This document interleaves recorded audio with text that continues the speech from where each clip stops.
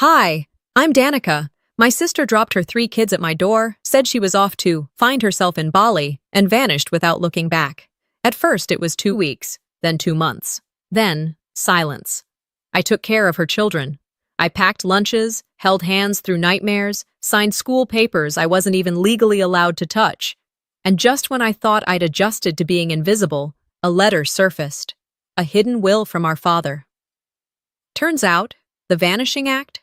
It wasn't the beginning. The betrayal had started long before the airport. So how do you raise someone else's children while their mother's building a new life without them? And what happens when she wants them back? Not out of love, but out of convenience. Would you let her? Or would you finally fight? End hook. It started like any other quiet Tuesday. Rain tapped against the kitchen window in soft, indecisive bursts. I'd just poured my second cup of coffee, letting it grow lukewarm beside the laptop while reviewing numbers for a client's retirement plan. Eugene's spring chill always made my bones ache a little more than I liked to admit. The house was still predictable, safe. Then came the knock. 3 quick raps on the front door. Not tentative, not urgent, just decisive. My stomach turned before I even reached the hallway. Celine never knocked like that, unless she wanted something. I opened the door, and there she was, my sister, standing like she'd just walked out of a travel blog. Sunglasses on her head, blowout hair too perfect for Oregon weather, scarf casually looped like it was Paris, not Pacific Northwest drizzle. Behind her stood 3 kids. Tobin, 10, jaw clenched like he was trying not to cry or scream. Maël, 7, hiding behind a sketchbook. And little Kale, barely 4, gripping a threadbare dinosaur like it was a lifeline. "Danica?" Celine breathed like she'd been running, though she absolutely hadn't. "You look great. Listen, I need the tiniest favor." I didn't even get a word in before she nudged past me, ushering the children inside. "It's just 2 weeks," she said, breezing through the living room. "I got this opportunity, Bali, wellness retreat, influencers, potential sponsorships. It's big." Tobin didn't move from the doorway. He just stared at me. Maël's lip quivered. Kale leaned into my knee. "Wait, what?" I managed. She dropped a wrinkled envelope on the counter. "Schedules, allergies, soccer practice. You work from home. It's perfect, right?" I blinked. "Celine, You're so good with them. And let's be honest, you've got the space. You're always saying it's quiet here since Dad passed. This'll be good. You need the energy." I didn't say it, but I thought it. I needed grief counseling, not an unannounced child drop-off. "Mom said it's a good idea," she added. Of course she did. "Celine, I can't just— You'll be fine, really. I'll call when I land. Kiss, kiss." She bent to hug the kids quickly. They didn't hug back. Then she was gone. I stood there, the door still open, rain curling in around the frame, 3 children blinking at me like I'd summoned them. Tobin finally spoke. "She's not coming back in 2 weeks." I didn't argue. Instead, I took a deep breath and said, "Let's get you all settled." The rest of that day was a blur. The kids sat on the couch, silent, as I awkwardly tried to figure out what snacks they liked, where their clothes were, why none of them had jackets despite the weather. The schedule Celine left was a joke, scrawled in pen on a napkin. Tobin had soccer Thurs, maybe? Maël was nuts bad. I assumed that meant nut allergy. Kale, needs blankie, was the only reliable info. Dinner was frozen pizza. Not because I couldn't cook, but because I didn't know if they'd eat anything else. Maël picked the pepperoni off one by one. Kale didn't eat at all. Tobin chewed robotically. By 8, the house had fallen into a thick, heavy silence. I found pajamas for them, made guesses about bedtime routines, and quietly prayed I didn't mess up anything important. They didn't protest much, just complied. When I tucked Kale into the guest bedroom, he clutched my wrist. "Don't turn off the light," he whispered. "I won't," I promised. I sat beside him until his breathing slowed. Later, I made a cup of tea I never drank. I stood in the kitchen, watching the porch light flicker. My phone didn't ring. No text, no voicemail, not even an Instagram post. I thought about Celine in some airport lounge, sipping champagne, feeling unburdened. I thought about the years she spent chasing fulfillment in one form or another, relationships, jobs, detoxes. And I thought about the kids sleeping down the hall, left behind like an afterthought. At midnight, I curled up on the couch with a blanket I didn't need. I stared at the ceiling. The quiet wasn't comforting anymore. It was weighted, like grief with a new name. This wasn't the life I planned, but maybe it was the one I was chosen for. By the next morning, I'd already forgotten what sleep felt like. The kind where you drift off and trust the world will still be whole when you wake. Instead, I was jolted awake by a cough, wet, persistent, from the room across the hall. I pulled on the cardigan still draped over the foot of my bed and padded into Cale's room. But it wasn't him. It was Max, little body curled up on top of the comforter, his cheeks flushed with fever and a sheen of sweat on his forehead. I touched his skin lightly, too warm. I'd seen enough of these nights, sitting with my dad when his lungs had started to fail, to know what a 102-degree fever looked like even before the thermometer beeped confirmation. I settled beside him on the bed, propping him up gently. "You okay, buddy?" He nodded, barely. I got a wet washcloth and dabbed his forehead, holding his small hand in mine. Then came the whisper, so soft I almost missed it. "Does Mom know I'm sick?" That question, so innocent, so simple. But it knocked something loose inside me. I could have said yes. I could have told him she was busy or that she would call later. But my mouth refused to lie, not that night. I ran my fingers through his damp hair. "She doesn't yet," I murmured. "But I'll make sure she does." Max's eyes fluttered closed before he could respond. I stayed there, listening to the shallow rhythm of his breath until he drifted off. Downstairs, I brewed peppermint tea. Not for me, I wasn't going to sleep, but it gave my hands something to do while I composed the message in my head. Clear. Not emotional. Straightforward. Max has a high fever. Took him to urgent care. They said it's viral, but keep him hydrated and watch for breathing issues. He asked if you knew. Let me know if you want to call him. I stared at the blinking cursor in the text box for a few seconds before hitting send. Then I waited. 5 minutes. 10. Eventually, I walked over to the couch and sank into it, tea untouched. The house was quiet except for the hum of the refrigerator and the occasional creak of old floorboards. An hour later, I opened Instagram. Don't ask me why. I hadn't even followed Celine in years. But I typed her handle, found her easily, and there she was, framed by gauzy curtains and tropical light, reclined on a balcony in a silk robe, wineglass in hand. "Finally learning to live again," the caption read, with 3 butterfly emojis. She'd posted it 11 minutes after I texted. I stared at the screen, numb. Then I took a screenshot. That was the beginning. I didn't know why I saved it. I wasn't building a case, not really. It just felt wrong to let that moment disappear into the feed.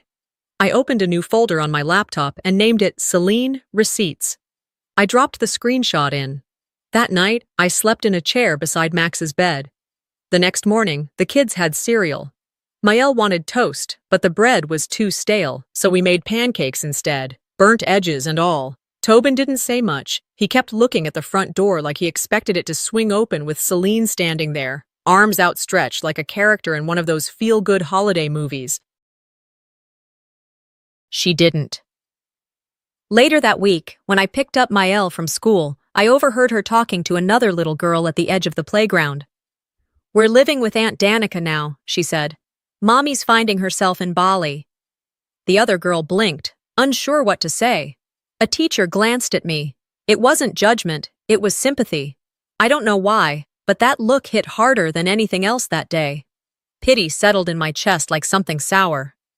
I waved to Maëlle and smiled, a real one, because she didn't need to know any of that. Not yet. That evening, after dinner and baths and the 3rd round of coaxing Cale into pajamas, we sat on the rug and read from a picture book that had definitely seen better days. Max curled into my side.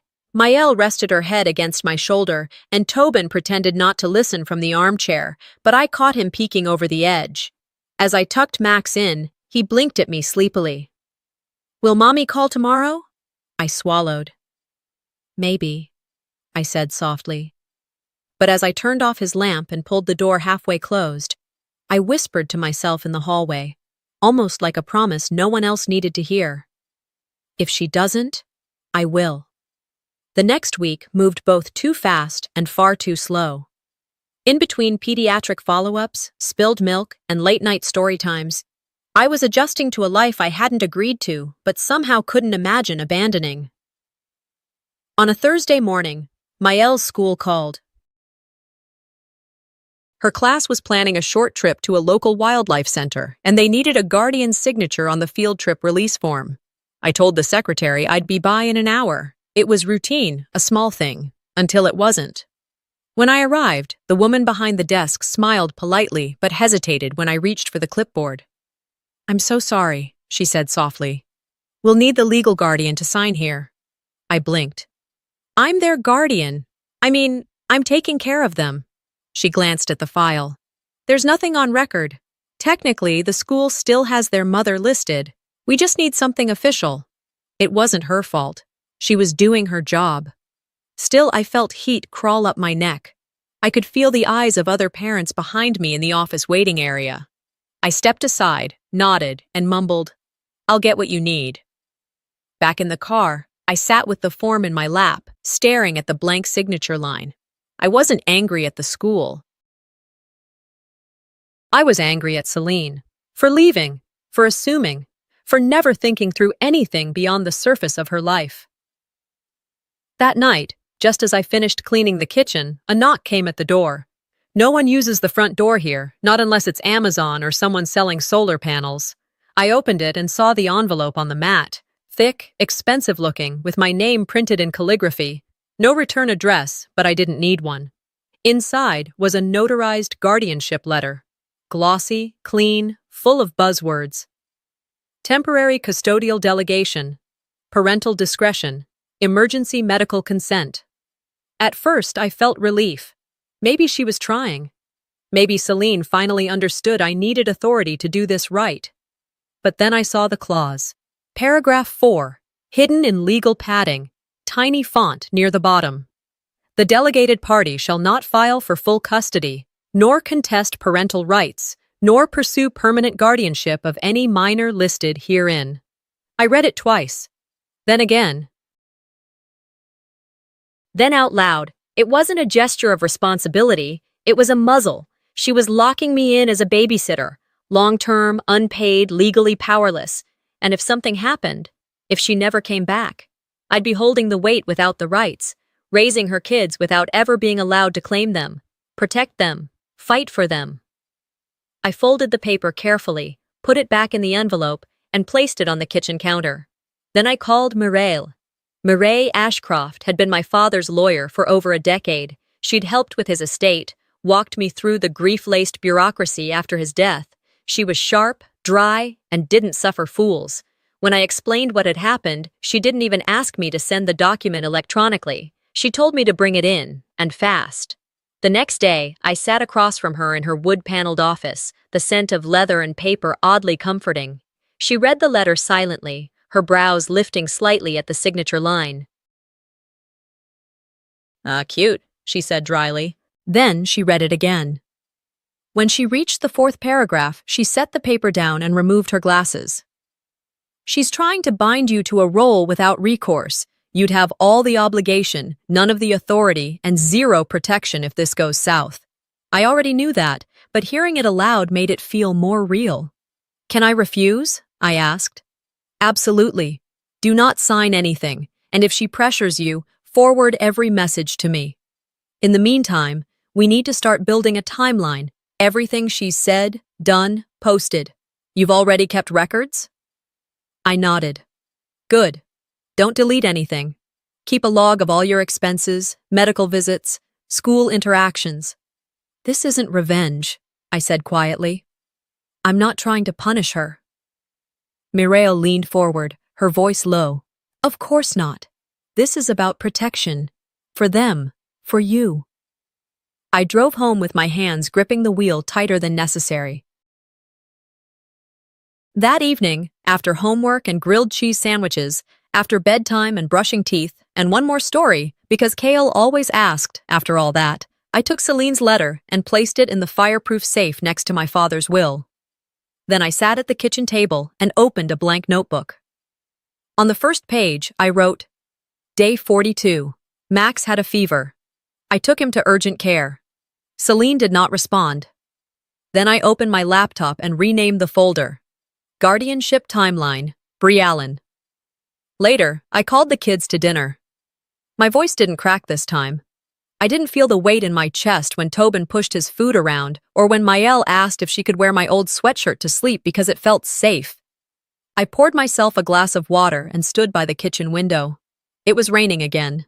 Eugene always gets rain this time of year, and I used to hate it. Now it felt like the world crying with me, quietly, without drama. As the night settled in, I thought about every time Celine had handed off her responsibilities, every excuse masked in therapy speak. Healing, processing, self-prioritization. She'd abandoned her children for a hashtag, and I wasn't going to let that go unanswered. If she won't protect them, I will. No clause, no signature, no sister will stop me. The morning after I locked that letter in the safe, I found myself back in Mireille's office. It wasn't part of my plan. I hadn't planned on anything, really. But I needed to see her eyes when I told her I wasn't backing down. She didn't make me wait. Mireille waved me in like she'd been expecting the call. You brought the letter? I nodded and handed her the sealed will, the second one. My father had left it behind the filing cabinet in his old study, tucked behind a folder labeled Tax Deductions. I wouldn't have found it if I hadn't been searching for a stapler. She opened the envelope with the care of someone who knew documents could shatter lives. As she read, her eyebrows inched upward. Then she set it down and looked at me, not with surprise, but something softer, a quiet kind of pride. Your father was thorough, she said. What does it mean? She pointed to the final paragraph. In the event that Celine Varelli voluntarily ceases custodial care of her children for more than 60 consecutive days, full guardianship shall transfer to Danica Briallen Varelli, along with primary residence and access to educational and medical decisions. It's airtight. I sat back in the leather chair, breathing in the weight of it. My hands trembled slightly, not from fear, but because someone had seen me, planned for me, trusted me. Mireille handed me the signed original and a set of photocopies. Put the original back in the safe. Keep one copy in your bag. And Danica, don't tell Celine you have it. Not yet. Why not? She'll find a way to twist it. Let her act first. Let her mess up. I nodded, gripping the papers like they were a lifeline. That afternoon, I picked Maëlle up from school a little early. The sky had that hazy Oregon glow. Sunlight filtered through cloud cover, making everything feel softer than it really was. She skipped toward me, backpack bouncing, a thick paper in her hand. Look what I made, she chirped, holding up a colorful Mother's Day card. On the front, crayon flowers and glitter surrounded the words, Happy Mother's Day to the one who tucks me in. Inside, 4 stick figures smiled up at me. One was unmistakably me, brown hair in a bun, glasses. Next to me, 3 smaller figures, Maëlle with her sketchbook, Tobin with a soccer ball, Kale with his dinosaur. There was no Celine. I didn't point it out. I just knelt down and hugged her tight. She whispered, I didn't know if I was allowed to give it to you. My throat closed. You can always give me anything, sweetie, I said, brushing her hair behind her ear. At dinner, Tobin was quieter than usual. After I tucked Kale and Maëlle into bed, he lingered at the hallway. He cleared his throat. Mom would have thrown that card away. I looked at him. What? She doesn't like it when we draw people who aren't her. Maëlle was scared you'd be mad. I'm not, I said. He gave a small nod, then added, It's a good card. When he turned to go to his room, I stopped him and pulled him into a hug. For once, he didn't tense up. He leaned in, just enough for me to feel it. I didn't need him to say the words. That moment was enough. Later that night, with the kids asleep, I stood in the kitchen again. The copy of the will lay on the table next to my untouched tea. Maëlle's card rested beside it, open like a window. Behind me, I heard humming, soft and sweet, her bedtime melody, drifting from her room. I stared at the two papers in front of me, one written in legal ink, the other in crayon and glitter. Both said the same thing. I was the one who stayed. I wasn't Celine. I didn't float in and out of their lives with excuses wrapped in hashtags. I didn't smile for cameras and disappear when things got inconvenient. I showed up, I packed lunches, I kissed foreheads, I went to urgent care at midnight and signed permission slips even when I wasn't allowed. Celine could write all the narratives she wanted, but she wasn't here. And a will tucked behind tax folders and a card made with Elmer's glue said more than 1,000 of her captions ever would. I read my father's handwriting again. You were always the one who stayed, the one who showed up. He knew. Even when I didn't believe in myself, he had. I folded the will carefully, placed it back in the file, and locked it in the safe. Then I stood in the kitchen, lights low, the air humming with that steady quiet only a home at peace can offer. And I said it, not to anyone in particular, but loud enough for the universe to hear. I will not be erased. It had been 12 days since I held my father's will in my hands, and I hadn't heard a word from Celine. No video calls, no emails, not even a lazy selfie captioned with something like, "Grateful for the little things." The kids had stopped asking when she'd reach out. Even Kale, who used to fall asleep clutching a framed photo of her, had quietly replaced it with his dinosaur. On a warm Wednesday, Maëlle's art teacher emailed to invite me to her classroom showcase. I RSVP'd yes without hesitation. She'd been working on a series of pieces about home. I was curious, nervous maybe, but proud. We walked into the elementary school together, Maëlle skipping beside me, holding my hand. I dressed simply, clean jeans, a soft blue blouse, hair pulled back, comfortable, confident. The moment we stepped into the hallway outside her classroom, my heart stopped. Celine was there. She stood in heels too tall for this setting, wrapped in a red silk jumpsuit, lips painted a shade too bold for the hour. A cameraman, yes, a literal cameraman, trailed beside her, holding up a phone stabilized on a gimbal. "Oh my God, look at these walls!" she announced to no one in particular, her voice loud, sugar-coated. "So precious. Just so much heart in every line these little ones draw." She didn't see us yet. I stood frozen, Maëlle's hand suddenly tight in mine.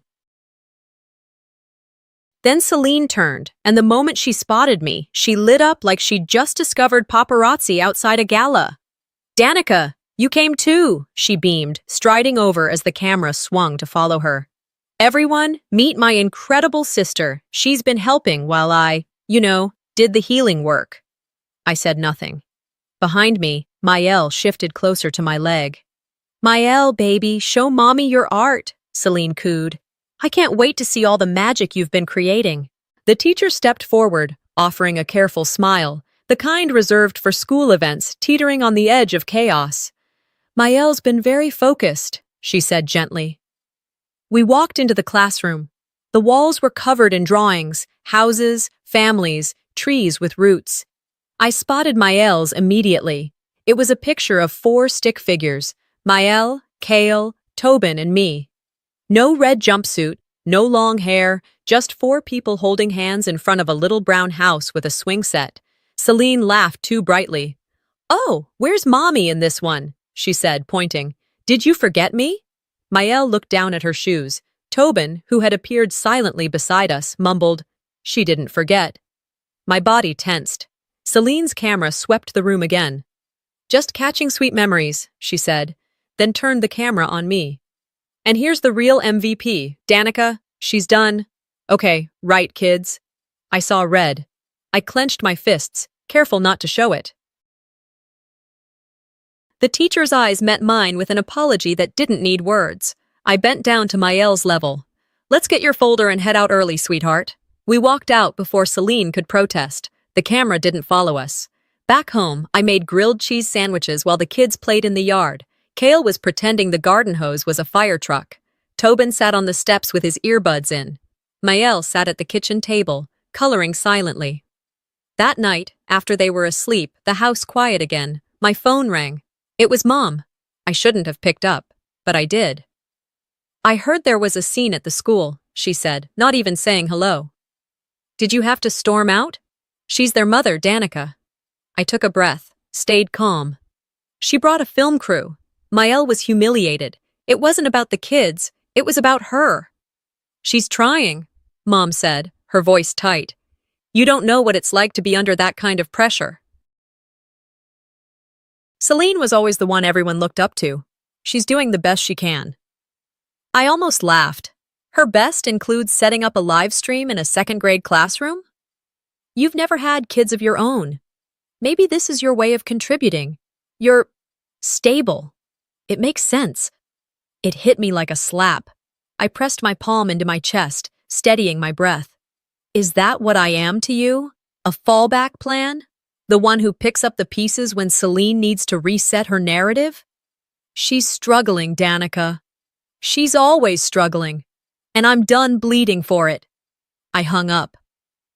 No goodbye. I sat at the kitchen table for a while. Then I pulled out my journal, the same one I started the day after Celine left. I wrote one sentence. This is the last time anyone speaks to me like I'm furniture. Then I opened the safe, took out the will, reread Maëlle's card from the fridge door, ran my fingers over the glitter and glue. This wasn't about revenge. It was about claiming what was already mine, what had already been entrusted to me by the only man who ever saw me clearly, my father. And now, by the 3 kids who were no longer guests in my house, but anchors in my life. I closed the will, placed it back, locked the safe. Then I opened my email. Subject line, legal boundaries. Celine, I am documenting this for the record. If you appear at their school again unannounced, or bring a recording crew into an educational environment, I will file a formal complaint with both the school district and the family court. This is no longer personal. It is legal. Danica, I hit send. Then I turned off the light, walked past the kids' rooms one by one, checked their doors, and stood in the hallway for a long moment. She keeps poking, she's going to find out. I'm not made of glass. The email had barely left my outbox when my phone vibrated again. This time, it wasn't Celine or the school. It was Mireille. You need to come in, she said. I found something you need to see with your own eyes. I dropped the dish towel on the counter and told Tobin to keep an eye on the mac and cheese bubbling on the stove. He nodded without question. Lately, they'd all learned to read my mood better than most adults ever had. 15 minutes later, I sat across from Mireille at her office table. She didn't offer coffee, didn't waste time. I was reviewing court document logs and stumbled across this. She slid a printed form across the desk toward me. At first, I didn't register what I was looking at. The lines and checkboxes blurred together until one word snapped into focus, visa. What is this? I asked, my voice low. Celine's petition to begin the process for international relocation, Bali, with all 3 children listed as dependents, filed 2 weeks ago. My hands gripped the edge of the table so tightly my knuckles paled. There's no mention of you, she continued. She claimed full guardianship, submitted an address, wrote she was reuniting with her children after temporary care by a family member. I felt the blood drain from my face. I knew she was careless, but this? This was orchestrated. She's planning to take them, I whispered. She's trying to, Mireille said, voice clipped. But she's sloppy. She underestimated both the paper trail and your resolve. The next hours blurred into paperwork and controlled fury. I called the kids' pediatrician to confirm medical files under my name. I pulled school email records, field trip authorizations, the receipt from urgent care with Max's fever date. I sent it all to Mireille. We drafted an emergency petition to block travel, citing abandonment, misrepresentation, and falsified documents. I included screenshots, dates, social posts, all the crumbs Celine left while she spun her healing journey story. Driving home, I kept replaying one thought. She didn't forget me. She erased me. And she was hoping no one would notice. The sun was just beginning to dip below the pines when I pulled into the driveway. Mael and Kale were drawing chalk rainbows on the sidewalk. Tobin sat on the porch step, earbuds in, watching the driveway like he'd expected something to go wrong. I walked up slowly, my mind still caught between legal codes and betrayal. Inside, I made dinner without speaking much, spaghetti with jarred sauce and garlic bread from the freezer. Comfort food, or at least a poor imitation of it. The kids didn't ask why I was quiet. They ate with the strange politeness that comes only from sensing the grown-ups are carrying too much. After dinner, Mael pulled something from her backpack. "My art project," she said, handing me a laminated paper. It was a family tree. The top said, "My home," in purple marker. My name was in the center trunk. Branches reached out to Tobin, Kale, and her. Celine's name wasn't anywhere. I didn't react. Just nodded and kissed her on the head. She wandered off, humming, content. Later that night, once they were in bed, I sat them down one by one for a conversation. Not an announcement, not a panic, just truth. I started with Mael. "Sweetheart," I said softly, "have you heard anything from your mom?" She shook her head. "She posted a video last week," she said, "but it was just her in the ocean. What would you think if she wanted you to live with her again? Somewhere far?" Mael blinked slowly, then wrinkled her nose. "I like it here," she said. "She never cooks." Next, I sat with Tobin. He looked up before I even spoke. "She's not taking us." "I'm doing everything I can to make sure of that," I said. "You don't have to. We're not going." His words didn't come with drama. No fists clenched, no raised voice, just certainty. Finally, Kale, too young to understand, too sensitive to pretend. "Kale, if Mommy wanted to take you to live in another country, would you go?" He stared at me, then ran into my lap and held on tight. That was answer enough. I tucked them in, kissed their foreheads, and promised silently, again, that they were safe. Downstairs, I stood in the kitchen with the counter lights low and Mireille's documents spread across the surface. I signed everything. Slowly, clearly. The pen didn't shake this time. I put them back in the envelope and sealed it. In the silence of my home, I spoke aloud, though no one was there to hear it. If she wants a fight, I'm no longer afraid to win it. I signed my name with a hand steadier than it had been in months. No hesitation, no tremor. The documents sat in front of me on Mireille's desk. My name beneath every declaration, affidavit, and motion. This wasn't just paperwork. It was a line drawn in permanent ink. Mireille collected the forms, stacked them neatly, and slid them into a manila folder. "We file tomorrow morning." I nodded, already reaching for my purse. The kids would be getting out of school soon, and I had a feeling they'd need more than just snacks when they walked through the door. I didn't know yet what Celine's next move would be, but I'd learned enough by now to expect spectacle. That expectation proved right within 24 hours. The next morning, I waited in the courthouse hallway while the children were brought in separately for their scheduled interviews with the judge, private sessions, as requested, to protect them from undue influence. I sat stiffly on a bench outside the family courtroom, my hands folded so tightly in my lap they turned red. I wasn't allowed inside while the judge spoke to them, but I didn't need to be. When the door opened again, Tobin was the first to step out. He didn't say anything. He just walked over and hugged me, hard. Mael followed next. She smiled faintly, then whispered as she passed, "We told her the truth." I swallowed the knot rising in my throat and nodded. Later, back in open court, the judge read excerpts from the transcripts. "She's Mom," Tobin had said, "not the one who left, the one who stayed." Mael had drawn a picture of our family. The judge held it up. Celine's name was nowhere to be found. Across the room, Celine sat perfectly still, her lips curled into that same tight smile she always used when she felt cornered. "I've been going through a transformation," she said when it was her turn. I needed space to grow as a woman, as a mother. That doesn't mean I abandoned them. I knew they were safe with my sister. You didn't call, the judge replied. You didn't write. You made no medical appointments. You filed for international visas without notice. Can you explain that? Celine's smile faltered. That was just preparation, she said. Exploring options. Options. That night, as if to spin the public opinion in her favor, Celine went live on Instagram. The lighting was dramatic. Candles, a glass of wine, soft jazz in the background. She looked into the camera with tear-bright eyes. I never imagined my own family would turn on me like this, she began. I sacrificed so much for my kids.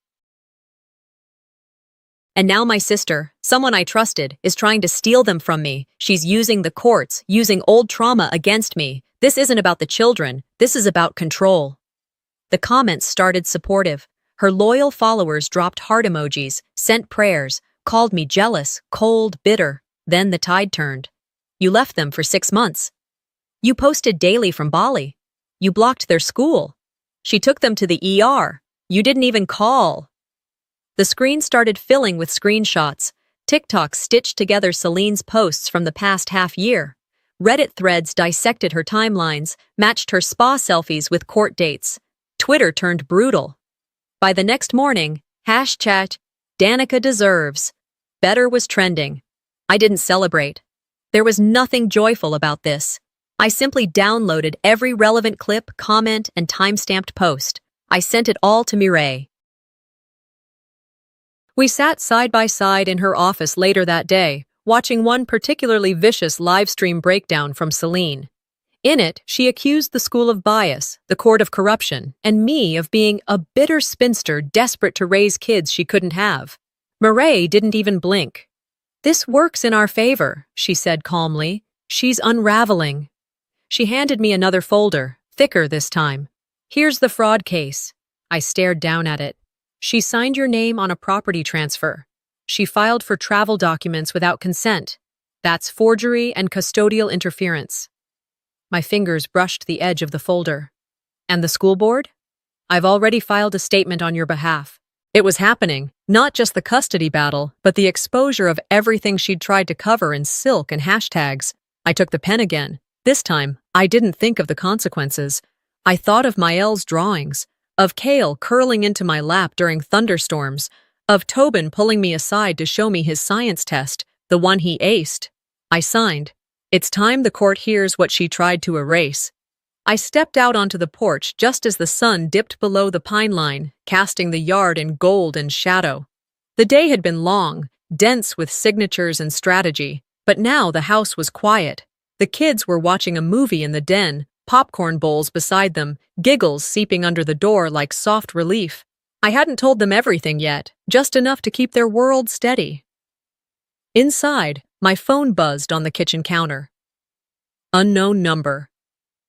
I let it ring, assuming it was another troll who found my number through one of Celine's live streams. But then the voicemail alert blinked, and curiosity got the better of me. I pressed play.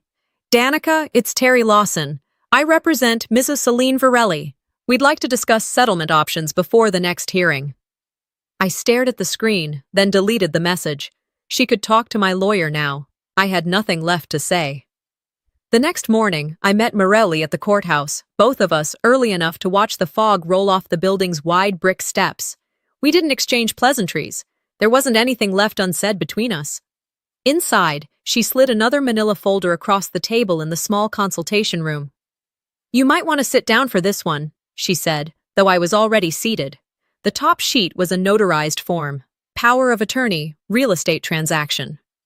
My name was printed neatly on the third line, just below a forged signature in my own handwriting. The seller, Celine Varelli. The witness, Florence. I let out a laugh, sharp, humorless. She forged my name. Yes. And your mother signed off as a witness. The intent was to transfer the title of your father's house to Celine alone, which she then intended to sell, cash out the equity for what she called a long-term healing investment overseas. A Bali retreat, I muttered. Mireille didn't react. She just waited for my decision. What now? I asked, already knowing the answer. We file. Fraud. Forgery. Attempted child relocation without consent. And for good measure, filing a false legal instrument. I nodded once, stood, and followed her into the clerk's office. It was surgical. Deliberate. Cold. That night, after we filed the motion and returned home, my phone rang again. This time with a familiar number. It was Mom. I hesitated, picked up.